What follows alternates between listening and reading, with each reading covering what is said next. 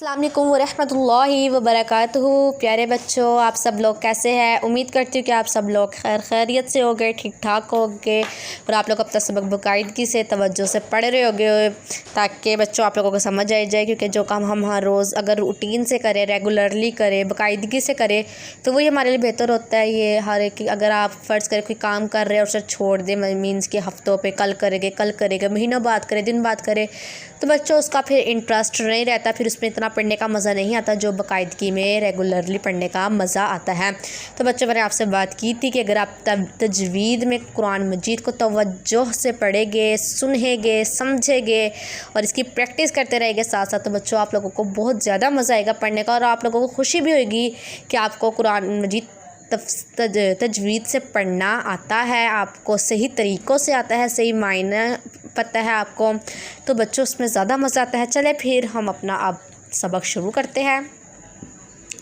हमेशा की तरह बच्चों हम सबसे पहले ये दुआ पढ़ते हैं ताकि हम जो भी पढ़े हमें याद रहा करे।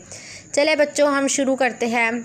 अऊज़ु बिल्लाहि मिनश शैतानिर रजीम, बिस्मिल्लाहिर्रहमानिर्रहीम।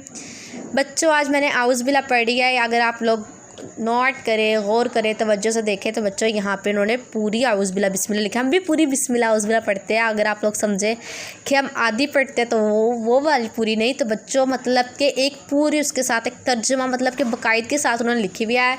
तो आज हम ये वाली आउज़ बिल्ला बिस्मिल्लाह हम आहिस्ता आहिस्ता पढ़ते हैं। मैं आप लोगों को पहले इसलिए नहीं पढ़ा रही थी ताकि बच्चों मैंने कहा था कि पहले 4 तख्तियाँ हो जाए ताकि आपको थोड़ी थोड़ी हरूफों की समझ आ जाए, मतलब कि पता लग जाए, फिर हम इस पर आएंगे। तो बच्चों अब आप लोग इस ऐसे पढ़ा करेंगे, बहुत अच्छा तरीका। आज हम इससे पढ़ते हैं। अल्हम्दुलिल्लाहि रब्बिल आलमीन वस्सलातु वस्सलामु अला सय्यिदिल मुरसलीन अम्मा बअदु फ़अऊज़ु बिल्लाहि मिनश शैतानिर रजीम, बिस्मिल्लाहिर्रहमानिर्रहीम। चले बच्चों अब हम अपना सबक पढ़ते हैं। देखिए बच्चों, हमें खुशी होती है, हमें अच्छा लगता है जब हम एक चीज़ अच्छा काम करते हैं। तो बच्चों ये मैं कह रही हूँ बहुत अच्छी चीज़ है कुरान मजीद को सही मायनों के साथ पढ़ने का, तजवीद के साथ पढ़ने का। तो अब आप लोगों ने ऐसे औज़ बिल्ला बिस्मिल्लाह पढ़ा करनी है बच्चों। इंशाल्लाह आप लोगों को अच्छा महसूस होगा, अच्छा लगेगा कि आप लोग अच्छी चीज़ पढ़ रहे हैं, अच्छी तरीके से पढ़ रहे हैं, उसको मतलब के सही से पढ़ रहे हैं। चलिए बच्चों हम अपना सबक पढ़ते हैं, दुआ पढ़ते हैं पहले। अल्लाहुम्मा अफ्तह अलैना हिकमतका वाशुर अलैना रहमतका या ज़ल जलाली वल इकराम। चले बच्चों अब हमने दुआ पढ़ ली है। हमारे चौथा सबक यानी कि चौथी तख्ती ये वाली कल मुकम्मल हो गई थी। कल हमने ये या खबीर और इनके दर्जात वगैरह भी देखे थे कि क्या होता है। तो बच्चों इसको आप लोगों ने ऐसे नहीं कर देना कि चलो पढ़ लिया तो पढ़ लिया, आप लोगों ने इस पर अमल किया करना है बच्चों, ठीक है ना। आज हमारा सबक नंबर 5 यानी कि तनवीन का सबक शुरू होता है। तो बच्चों ये सबक शुरू करने से पहले मैं आप लोगों से कुछ कहना चाहती हूँ। वो ये है कि बच्चों आज हम सबक नंबर 5 पे तो आ गए हैं, मगर आप लोगों को बच्चों पीछे से तवज्जो से याद रखना है, पढ़ना है और उस पर अमल भी करना है कि ऐसे ऐसे करना है। ये नहीं है कि आप लोगों ने पढ़ लिया तो पढ़ लिया, बस हो गया, आता है हमें, नहीं, उसकी प्रैक्टिस करनी है, उसे बार बार पढ़ना है। और जहाँ पर भी पढ़ने बैठे जितना हम पढ़ रहे हैं कोशिश करें कुरान मजीद को वैसे अब आहिस्ता आहिस्ता आप पढ़ना शुरू करें अगर आप कुरान मजीद पढ़ रहे हैं तो। और सबसे बड़ी बात बच्चों, अगर ये मतलब कि आप लोग कोई बड़ा पढ़ रहा है तो उसको शर्म महसूस करने की बिल्कुल भी नहीं ज़रूरत है कि अब हम इतना बड़े हो गए, अब हम कुरान मजीद तजवीद से सीखें। कितनी गलत बात है। तो बच्चों ये गलत बात है, बल्कि आपको खुशी होनी चाहिए कि आपको एक अच्छी चीज़ मिल गई है तजवीद में पढ़ने के लिए। और इसमें बच्चों कोई उम्रें नहीं होती, इसमें उम्र नहीं होती कि इस उम्र में पढ़ना है तो इस उम्र में नहीं पढ़ना, इस उम्र में ये करना है, इस उम्र में ये करना है। ये तो अल्लाह ताला की दी हुई हमें तोहफ़ा समझ ले, रहमत वाली किताब समझ ले बच्चों। ये बहुत हमारे प्यारे नबी हज़रत मोहम्मद मुस्तफ़ा सल्लल्लाहु अलैहि वसल्लम पे जो नाजिल हुई थी, ये वो कुरान मजीद है। तो बच्चों इसमें कैसी शर्म, कैसा पढ़ने का। तो अब हम अपना सबक शुरू कर लेते हैं। आज बातें हमने बहुत कर लिया है। चलिए बच्चों, हमारा सबक नंबर 5 जिसका क्या नाम है, तनवीन। क्या नाम है, तनवीन।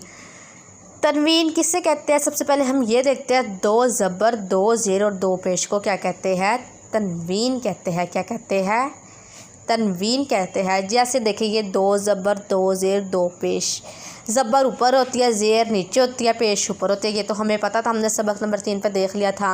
अब वही काम है, 2 ज़बर ऊपर है, 2 पेश भी ऊपर है, मगर 2 ज़ेर नीचे, तो नीचे है। बच्चों, ज़ेर हमेशा नीचे होती है, बेशक वो खड़ी ज़ेर हो, 2 ज़ेर हो, कुछ भी, लेकिन ज़ेर हमेशा किधर होती है, नीचे होती है।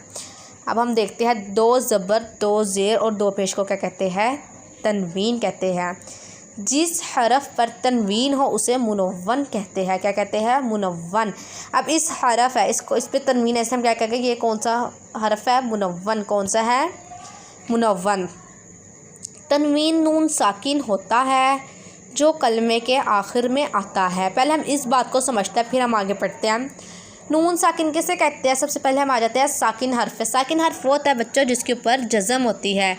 आप एक मिसाल ले ले, जैसे देखो उन्होंने दी हुई भी है कि अगर ये नून साकिन, ये देखिए ये वाला है, इसके ऊपर जज़म है। अगर हम इसको अलिफ नून ज़बर अन पढ़ेंगे, एंड पे किसकी आवाज़ आती है, की, नून की, क्योंकि नून तो साकिन है। अलिफ नून ज़बर अन, तो उन्होंने क्या कहा, तनवीन नून साकिन होता है जो कलमे के आखिर में आता है। कलमा किसे कहते हैं, उस लफ्ज़ के, उस हरफ के।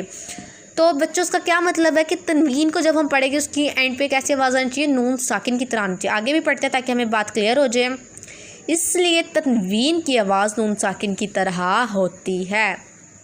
देखिए वही बात उन्होंने कर दी कि जब तनवीन आएगा तो वो किसकी तरह होता है। सबसे पहले उन्होंने हमें बताया कि कलमे के आखिर में आता है, और वो किसकी तरह होता है, नून साकिन की तरह। और तनवीन की आवाज़ भी किसकी तरह होती है, नून साकिन की तरह। देखिए अब जैसे अलिफ नून ज़बर अन, हमज़ा 2 ज़बर अन। तो बच्चों अगर आप लोग कहे कि मैंने ये तो अलिफ लिखा हुआ है, मैंने हमज़ा क्यों पढ़ा है, तो हमने वही बात होगी सबक नंबर 3 पे, तख्ती नंबर 3 हरकत वाली पे पढ़ा था कि अलिफ पर कोई हरकत या जज़म आ जाए तो हम उसे क्या पढ़ेंगे, हमज़ा। तो अगर आप लोगों को नहीं आता तो आप याद रखा करें। जैसे देखें बच्चे, ऐसे आपको याद रहेगा, फिर आप जैसे पढ़ेंगे अच्छा लगेगा, आप किसी को बताएंगे वो खुश होएगा कि देखो इसे कितना अच्छा पता है, बल्कि वो खुश होएगा बच्चों, आप लोगों को भी खुशी होएगी। अच्छा, हम अपने सबक की तरफ आते हैं। तनवीन नून साकिन होता है जो कलमों के आखिर में आता है, इसलिए तनवीन की आवाज़ किस तरह होती है, नून साकिन की तरह होती है। अब उन्होंने आगे हमें कहा है बच्चों, तनवीन के हिज्जे इस तरह करे, मीम 2 ज़बर मन। इसका क्या मतलब है कि जो इन्होंने अलिफ है हमने इसे नहीं पढ़ना। इस बात भी बच्चों आगे हमें क्लियर हो जाएगी क्यों नहीं पढ़ना। मीम 2 ज़ेर मिन, मीम 2 पेश मून, मन मिन मुन। ज़बर की तनवीन के बाद कहीं अलिफ और कहीं या लिखा जाता है हिज्जे करते वक्त, इसे का नाम ना ले। मतलब कि बच्चों जब हम हिज्जे कर रहे हो तो जैसे देखिए इधर मीम के साथ अलिफ था और 2 ज़बर थी, तो हम अलिफ नहीं पढ़ेंगे, हम खाली पढ़ेंगे मीम 2 ज़बर मन। वो क्यों, क्योंकि बच्चों ने हमें रीज़न दे दिया। अब हम आगे अपने सबक की तरफ आते हैं अपने, या फिर बच्चों आज का सबक इतना ही काफ़ी है, आगे वीडियो लंबी हो गई है तो और ना हो बच्चों। तो आज आप इससे अच्छे से याद करें सबक, ताकि बच्चों आप लोगों को आए, और जैसे मैंने आउज़ बिल्लाह आज बिस्मिल्लाह पढ़ाया आपको, आप उसको बच्चे पढ़ते रहे। और वैसे भी हमें हर काम शुरू करने से पहले क्या पढ़नी चाहिए, बिस्मिल्लाह। तो कोशिश करें कि आप इस तरह ही आउज़ बिल्लाह बिस्मिल्लाह पढ़ें, ताकि आपको आदत रहे, आपको पता रहे कि इसको कैसे पढ़ना है। तो आज हमारा सबक इतना ही काफ़ी है। तो बच्चों ठीक है, इस सबक अच्छे से याद कीजिएगा, पढ़िएगा, समझिएगा। ना समझ आए तो बच्चों मुझे कमेंट सेक्शन में बताइएगा और अपनी कीमती राय का इजहार कीजिएगा। और अगर बच्चों को मुझसे ऑनलाइन पढ़ना चाहता है, उसको यहाँ पर अच्छे से समझ नहीं आती और उसको इंटरेस्ट है, पढ़ने में मज़ा आता है मदनी कायदे को, मतलब कि बच्चों मदनी कायदा काफ़ी तरह के होते हैं। ये मैं तो लिया हुआ, कल मैं आपको इंशाल्लाह अगली वीडियोस में आने वाली में नई मदनी कायदा भी दिखाऊंगी। तो इसका मतलब मदनी कायदा का मतलब है जिसमें हमारी इस्लाह होती है। तो आप ये कंफ्यूज मत होइएगा कि यही कायदा है। तो इस्लाह करना आपने, आप तवज्जो से पढ़े, सुने, और जिसको नहीं समझ आते हो मेरे से ऑनलाइन भी पढ़ सकते हैं, क्योंकि बच्चों जो मज़ा आमने सामने पढ़ने का है वैसे वीडियो से पढ़ाने का भी नहीं आता बच्चों, पढ़ने का भी नहीं आता। क्योंकि ना मैं आपकी बात क्लियर कर सकती हूँ, ना मुझसे सवाल कर सकते हैं। तो यही फ़र्क होता है बच्चों वीडियोज़ में और उसमें, तो मेरा कॉन्टैक्ट नंबर नीचे है, तो हम उस पर रब्ता कर सकते हैं, ऑनलाइन पढ़ सकते हैं। चले बच्चों, मेरी वीडियोस को लाइक कीजिएगा और चैनल को सब्सक्राइब कीजिएगा और साथ बेल आइकन के बटन को भी दबाइएगा। ओके, अल्लाह हाफिज़, अपना ख्याल रखिएगा।